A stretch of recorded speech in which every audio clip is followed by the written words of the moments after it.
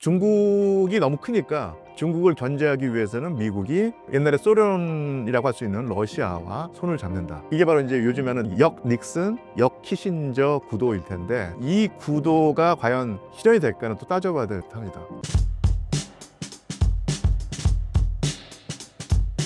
이번 전쟁으로 인해 러시아의 남은 후유증에는 무엇이 있나요? 눈여겨봐야 될 점이 러시아와 미국, 중국의 이 삼각관계일 텐데요. 푸틴의 입장을 다시 한번 재정리를 해보면, 푸틴은 사실은 전쟁이 일어나기 전부터 일관되게 주장해온 바가 있습니다. 그것은 뭐냐면, 미국이 유일한 일극으로 국제 정세의 모든 것을 다 좌지우지하는 상황은 세계 민주주의에 좋지 않다. 세계 민주주의라는 표현을 썼거든요.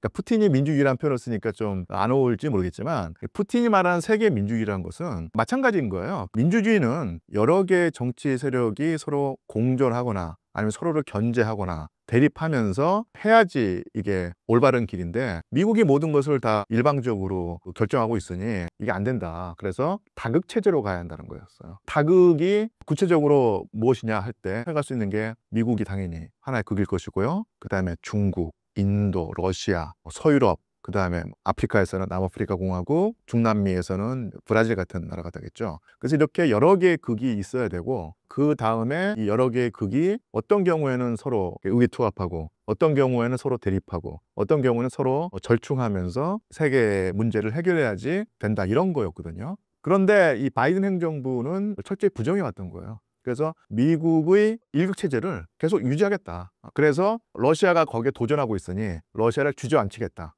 그래서 이제 우크라이나에 전폭적인 지원을 해준 것이고, 서유럽까지 끌어들여서 단일 대우를 형성했던 것인데, 지난 3년 동안의 전쟁이 지속되면서 러시아는 이 전쟁에서 우위를 점했고요. 그런 면에서 바이든 행정부가 가지고 있던 시나리오가 많이 흐트러진 게 사실입니다. 그리고 더더군다나 트럼프 행정부가 들어섰는데, 트럼프 행정부는 그 전에 바이든 행정부뿐만 아니라 미국의 민주당 정권, 더 나아가서는 미국의 주류 세력, 이 미국을 움직이는 주류 세력이라든지 아니면 마쿠에 있는 어떤 그런 큰 손들을 트럼프가 말하는, 표현한 것이 바로 이제 딥스테이트였거든요. 이 딥스테이트라고 불리는 세력이 미국의 일극 체제를 계속 유지하려고 했고, 거기서 들어가는 비용이 있을 텐데 그 비용을 전혀 아까워하지 않았다는 얘기예요. 그러면서 이제 미국이 상당히 고통받고 미국의 서민들의 생활이 나빠지고 있다, 이런 주장을 해왔던 것이거든요. 이런 주장이 먹혀가지고 이번에 권력을 되찾은 셈일 텐데, 그래서 트럼프의 대외 정책을 한마디로 요약하자면요, 옛날에 그 라틴어가 있습니다. 프리무스 인테르 파레스예요. 프리무스란 말은 게 으뜸이라는 뜻이고요.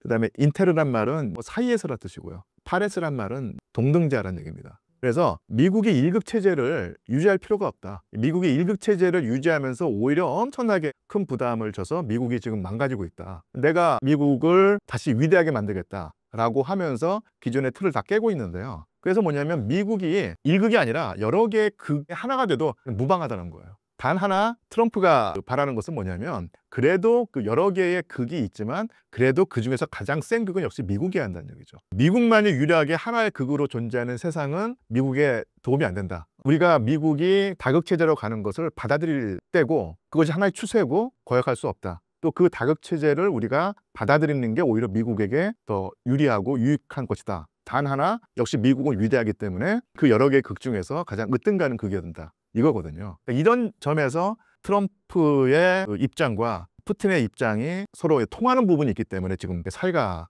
좋은 것이거든요. 근데 어디까지가 이렇게 그 의기투합할 수 있는가 지켜봐야 되겠지만, 자, 중요한 극이 여러 개가 있지만, 하지만 현실적으로는 아마 세 개의 극이 있을 겁니다. 그게 뭐냐면 러시아, 중국, 미국일 텐데요. 하지만 이게 세 개의 다리가 있어서 솥이 서 있는 형태일 텐데, 객관적으로 보면은 러시아란 극이 중국이나 미국에 비해서 체급이 딸린 건 사실이에요. 그렇죠? 이제 이합집산이 벌어지게 될 텐데, 트럼프의 입장은 간단합니다. 러시아를 내 편으로 끌어들인다. 그리고 중국과 러시아 사이가 멀어지게 만든다. 그래서 러시아와 손잡고 함께 중국을 견제하고 주저앉힌다, 이런 입장이거든요. 이것은 예전에 냉전 시대 때 닉슨과 키신저를 생각하시면 됩니다. 그러니까 닉슨 대통령이 키신저라고 하는 외교 브레인을 써서 그 전까지 냉전 체제에서 중국과 소련이 한편이 되고 미국이 맞서고 있었는데, 미국이 소련을 주저앉히기 위해서는 중국을 우리 편에 만들어야 된다고 하면서 중소 분쟁을 이용해서 중국을 미국 편을 만들고,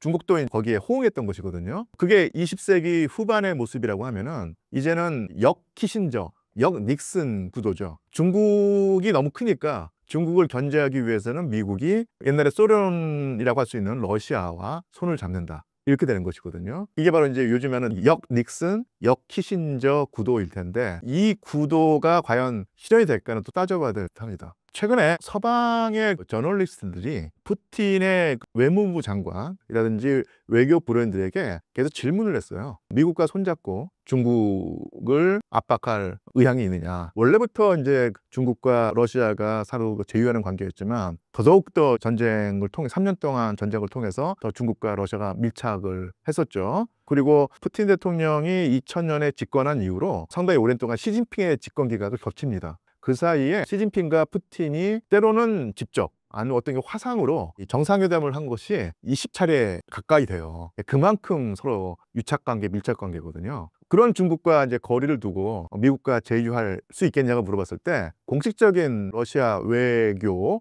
관들의 입장은 우리 중국과 러시아의 사이를 이간질하지 말라. 지난 30년 동안, 최근 여러 해 동안 중국과 러시아는 정말로 굳건한 우호관계를 다져왔다. 미국이 아무리 구애를 해도 순순히 넘어가지 않겠다, 이런 입장을 보였거든요. 근데 이것이 또 그렇게 볼 수도 있는데, 항상 그렇지만 외교란 것은 앞에서 하는 말과 뒤에서 하는 행동이 다를 수가 있기 때문에, 말은 그렇게 하지만 러시아가 미국의 구애라든지 제휴 요청을 받아들일 가능성이 없는 것은 또 아닙니다. 그러면 이제 그 세 개의 극이 있는 상태에서 과연 러시아와 미국이 제휴하고 중국에게 압박하는 모양새를 취할 것인가? 그럴 수도 있고 그러지 않을 수도 있는데요. 저뿐만 아니라 조금이라도 이제 이 분야에 관심이 있는 분은 충분히 예상할 수 있듯이, 푸틴 대통령 입장에서는 쉽게 말하면 꽃놀이패를 가지고 있는 겁니다. 그래서 양측을 오고 가면서요, 자기에게, 러시아에게 더 큰 선물을 내놓는 나라에게, 그 나라와 손을 잡을 가능성이 있는 얘기죠. 미국이 러시아에게 구애를 하고 있는데, 하지만 푸틴이 순순히 이 순정을 내놓지는 않을 거예요. 트럼프 일기 때 트럼프에게 쉽게 말하면 배신당했다고 하는 생각을 가지고 있고, 그래서 푸틴이라든지 모스크바의 지도자들은 트럼프의 어떤 그런 행동이 정말로 진심 어린 행동인가를 계속 타진하면서 시험하고 있을 겁니다. 그래서 러시아 사람들이 항상 그렇듯이 겉으로 이제 표정 변화를 일으키지 않으면서 좀 살살맞은 표정을 짓고 있을 텐데, 만약에 트럼프가 내놓는 선물이 예상했던 것보다 훨씬 더 크고 러시아에게 엄청나게 유리하게 된다면, 미국과 제휴해서 좋은 관계를 유지하고 중국에게 등을 돌릴 가능성도 있고요. 또 하나가, 러시아의 기본적인 지난 수백 년 동안의 기본적인 입장이 서유럽과 서방과 좋은 관계를 유지하려고 합니다. 근데 그게 통하지 않고 서방으로부터 냉대를 받으면 등을 돌려서 동쪽을 바라봤거든요. 그래서 동쪽과 유대 관계를 맺어서 서방을 견제하려고 하다가, 서방이 또 러시아에게 구애를 한다든지 좋은 관계를 맺자고 하면은 중국이라든지 동쪽을 버리고 다시 서쪽으로 갔습니다. 그래서 항상 지난 수백 년 동안에 러시아의 메인 파트너, 그러니까 좋은 관계를 유지하려고 했던 곳은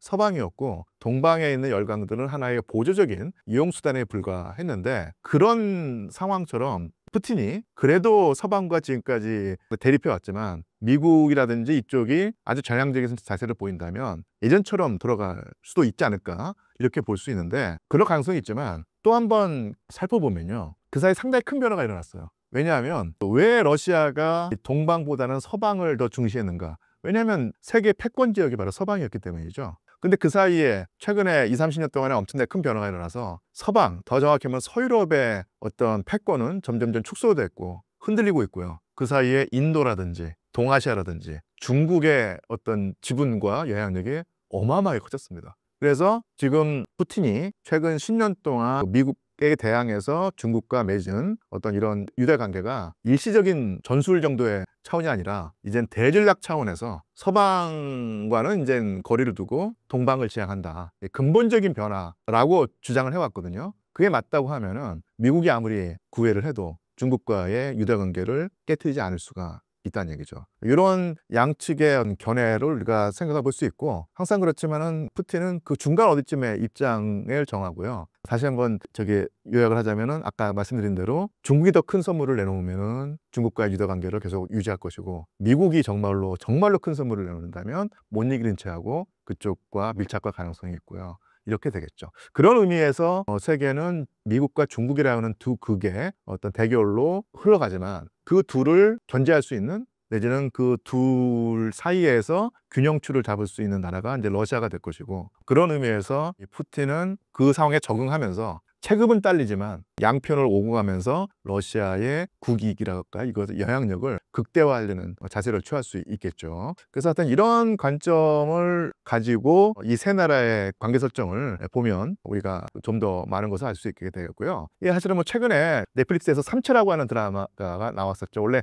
중국 소설이었는데 이것을 드라마로 서방에서 만든 것인데, 이 극이 두 개일 때는 사실 이 물리 법칙에 따른 움직임을, 그 운동을 우리가 예측할 수 있는데, 이 세 개의 극이 되면은 정말로 예측 불가능해진다고 하더라고요. 세 개의 극이 어떻게 움직일까는 정말로 이 고찰방정식일 텐데요. 이런 어떤 구도를 염두에 두고 이 급변하는 세계 정세를 분석해야 된다고 생각을 합니다. 네, 우리나라 사람들은 중국과 러시아를 이토록 싫어할까요? 그게 사실은 냉전 체제의 유산일 텐데요. 과거를 돌이켜보면요, 19세기 말과 20세기 초에 한반도에 사는 사람들에게 가장 가까운 외국이 어디였을까요? 당연히 중국과 일본과 러시아였을 겁니다. 사실은 그 러시아란 나라가 19세기에 강력한 영향력을 발휘할 때 문화에서 발휘하는데, 이게 바로 러시아 소설입니다. 도스토옙스키라든지 톨스토이가 소설을 썼고, 이 소설이 전 세계에서 읽혔는데, 톨스토이라든지 도스토옙스키가 신작 소설을 내면요, 가장 먼저 번역이 되고 독자들이 읽는 지역이 사실 서유럽보다는 이 일본과 한반도였어요.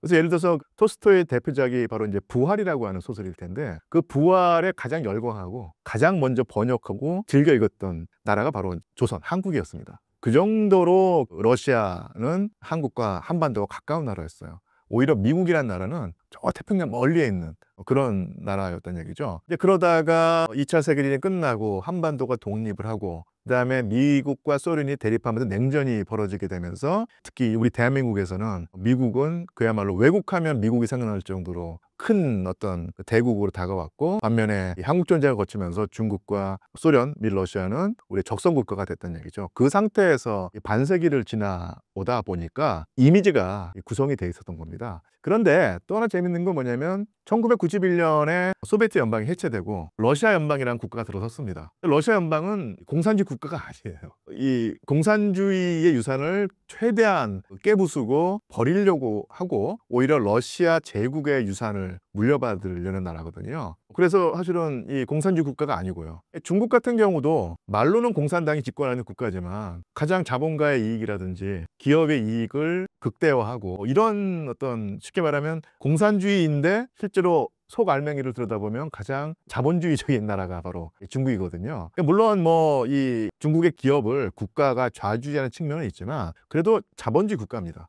그런데 이런 변화가 지난 세기에 일어났는데, 아직까지도 한국인의 이미지에서는 중국과 러시아는 공산주의 국가이고, 공산주의 국가이기 때문에 우리의 국익과는 맞지 않는 국가고, 미국과의 동맹을 강화하는 것이 우리의 살 길이라고 하는 어떤 믿음이 더더욱더 이제 강해지는 상황이 됐죠. 미국과의 동맹을 강화한다는 자체는 나름대로 의미가 있고, 또한 중요한 생존 방식이 있지만, 그렇다고 해서 중국과 러시아와 척을 질 필요는 없는 것이거든요. 그러니까 미국과의 동맹을 유지하고 강화하면서도, 우리가 흔히 운신의 폭이라고 하는 표현을 쓰지 않습니까? 그러면서도 중국과 러시아와 일정한 유대 관계를 유지하고 좋은 관계를 맺을 수 있다는 얘기죠. 그걸 제일 잘하고 있는 나라가 제가 볼 때 일본 같아요. 그러니까 일본이 대한민국 못지않게 미국과 밀착돼 있고 미국의 어떤 우방으로서 활약하고 있지만, 일본은 계속해서 중국과도 관계를 유지하고 있고요. 최근에 바이든 행정부가 물러나고 트럼프 행정부가 들어서자마자 또 중국과의 접촉면을 늘리고 있습니다. 그리고 러시아를 상대로 지난 3년 동안 전쟁을 치르면서 러시아를 비판하고 비난하고 같이 제재하고 있지만, 그러면서도 천연가스 수입이라든지 이런 식의 기본적인 외교 노선 관계는 전혀 끊지 않았어요. 근데 그런 일본의 어떤 뭐랄까 기민한 내지는 교활한 아니면 어떻게 보면 슬기로운 자세를 대한민국이라고 해서 그런 비슷한 행동이라든지 이것을 하지 말라는 보장이 없는데 이상하게 왜 미국과의 동맹 강화가 반드시 러시아, 중국과의 어떤 대립관계 아니면 그 서로 다투는 관계로 가야 되는지 조금 우리가 이 뭐랄까요 이것도 되짚어 보면서 다른 방향에 좀 더 유연하고 좀 더 운신의 폭을 넓히는 그런 그 행보를 해야 한다고 생각을 하고 충분히 우리나라의 역량상 할 수 있다고 생각을 합니다. 최근 한국의 정치적 불확실성 때문에 코리아 패싱 우려가 커지고 있습니다. 어떻게 보고 계신가요? 지난 윤석열 대통령 정부에서 기본적인 외교 노선이 미국과 일본과의 동맹 강화를 하고 중국과 러시아와 대립하는 관계였고 또 그래야지 북한을 컨트롤할 수 있다고 생각을 했는데요. 정말 지각 변동이 일어나면서 오히려 러시아와 북한은 정말로 동맹 관계까지 발전을 했고 그리고 미국과 북한의 관계도 사실 심상치가 않습니다. 트럼프가 계속해서 북한과의 관계를 달리 설정을 해서 협상을 하겠다는 말을 하고 있죠. 자기 일기 때 하려고 하다가 당시 미국에 있었던 딥스테이트한테 자기가 말려들어가지고 속아 넘어가서 북한과의 관계 설정을 성사하지 못했다라고 말을 하는데 이번은 제대로 하겠다는 얘기가 될 것이고요. 또 하나 문제가 되는 것은 뭐냐면 지금 트럼프와 푸틴이 의기투합해가지고 서로 밀착하고 있는데 또 한 가지 시나리오가 뭐냐면 푸틴이 지금 북한과 상당히 사이가 좋지 않습니까? 그 상황에서 협상을 하면서 우크라이나 전쟁을 끝나는 협상을 하면서 푸틴이 트럼프에게 당신이 지금 동아시아에서 어떤 획기적인 변화를 추구하고 있지 않느냐 북한과의 어떤 관계 정상화 내지는 다른 관계를 설정하려고 하는데 내가 그 자리를 주선해 주겠다. 그 협상 테이블에 북한을 데려올 테니 당신도 와서 북한과 협상을 벌여라 이렇게 될 텐데요. 문제는 뭐냐면 여기에 대한민국 낄 자리가 없다는 얘기입니다. 패싱당할 가능성이 있다는 얘기죠. 대한민국이 이거 북한과의 어떤 문제이기 때문에 우리 문제가 돼서 우리도 협상 테이블에 앉아야 한다고 주장을 할 때 푸틴 대통령 같은 경우는 뭐 북한과의 이 관계 때문에 상당히 난감한 아니면 또 냉소적인 반응을 보일 수가 있고요. 트럼프 같은 경우는 기본적으로 이 협상의 기본적인 구도가 당사자를 줄여서 쓸데없는 사람이 끼게 되면은 협상 파토난다고 해가지고 다 빼는 입장인데 대한민국이 거기에 관여한다고 했을 때 그것도 반길 리가 없을 것 같거든요. 그래서 이런 시나리오가 가장 최악의 시나리오죠. 그래서 여러 가지 시나리오 중에 하나지만은 지금 돌아가는 낌새를 보니 이런 가능성을 우리가 배제할 수 없는 문제고 이렇게 되지 않도록 정말로 온 나라의 슬기를 모아서 전력 투구해야 되지 않을까 싶습니다. 그래서 대한민국이 패싱당하는 상황을 막기 위한 방책이 없지도 않을 거예요. 그 방책을 찾아내야죠. 한국이 각국과의 외교를 펼칠 때 무기가 될 수 있는 강력한 협상 카드에는 어떤 것들이 있을까요? 이 질문이 중요한 질문인데요. 제가 아주 똑부러지는 해답을 낼 수 있는 어떤 그런 상황은 아닙니다. 왜냐하면 일단 제가 뭐 동북아시아 전문가도 아니고 그다음에 이 문제가 워낙 중요한 문제가 되기 때문에 한데 이렇게 저는 대답변을 가름하고 싶은데요. 저보다 훨씬 더 동아시아 경제라든지 이쪽에 더 해안을 가진 분의 칼럼을 읽었었거든요. 거기에 상당히 눈에 띄는 부분이 있더라고요. 그 부분을 제가 전해드리면서 답변을 대신할까 하는데요. 미국 트럼프의 기본적인 입장이 중국을 지금 견제하고 중국을 주저앉히려고 하는 거지 않습니까? 그 대전략을 실현하려면 동북아시아에 있는 중국 바로 옆에 있는 대한민국의 역할이 크다. 그래서 대한민국을 때려서 대한민국과의 거래를 철저히 비즈니스적인 관계로 설정을 해서 대한민국에게서 많은 것을 뽑아내려고만 하지 말고 대한민국과 우호적인 관계를 맺으면 중국과의 대결에서 미국에 도움이 됐으면 됐지 불리하진 않다. 그러니까 지금 미국의 전략이 동맹국을 오히려 더 때려가지고 수익을 뽑아내서 미국을 키운다는 얘기인데 그러다가 중국을 견제한다는 대전략에서 차질이 빚어지면 어떻게 되겠냐. 그래서 한국과 우호적인 관계를 맺고 한국을 오히려 키워주는 대한민국을 키워주는 것이 미국이 가지고 있는 그러니까 트럼프가 가지고 있는 대전략에 도움이 되면 됐지 불리하진 않다.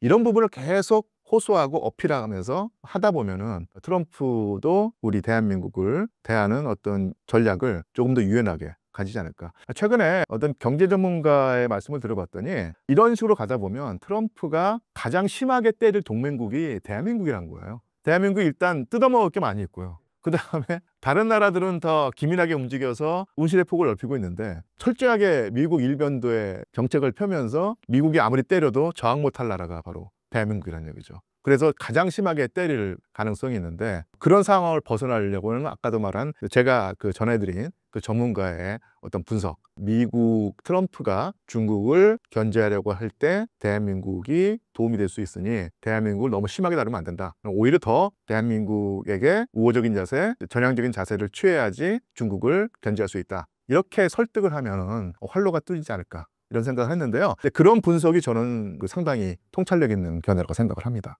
구독자님들에게 한 말씀 부탁드립니다. 제가 구구절절 말씀을 드리지 않아도 그야말로 지각 변동이 일어나고 있고 우크라이나 러시아 전쟁 이전의 세계와 지금의 세계가 확연히 다른데 이런 변화를 분석하고 대처할 때 예전과 같은 분석들을 가지고서는 해답이 안 나옵니다. 그러니까 우리의 사고방식도 상당히 바꿔야 될 필요가 있어요. 근데 이 사고방식이라든지 그 시각을 바꾸는 것이 상당히 고통스럽거든요. 근데 그 시각을 바꾸는 것이 고통스럽다고 해서 문기적 거리다가는 그야말로 대한민국이 큰 환난을 겪을 수가 있습니다. 정말 패신당할 수가 있으니까 그런 시각 변화, 그다음에 인식 변화를 두려워하지 말고 정말로 노력해서 바꾸자. 그래야 대한민국의 활로가 열린다. 이렇게 말씀을 드리고 제 오늘 인터뷰를 마치고자 합니다. 예, 고맙습니다.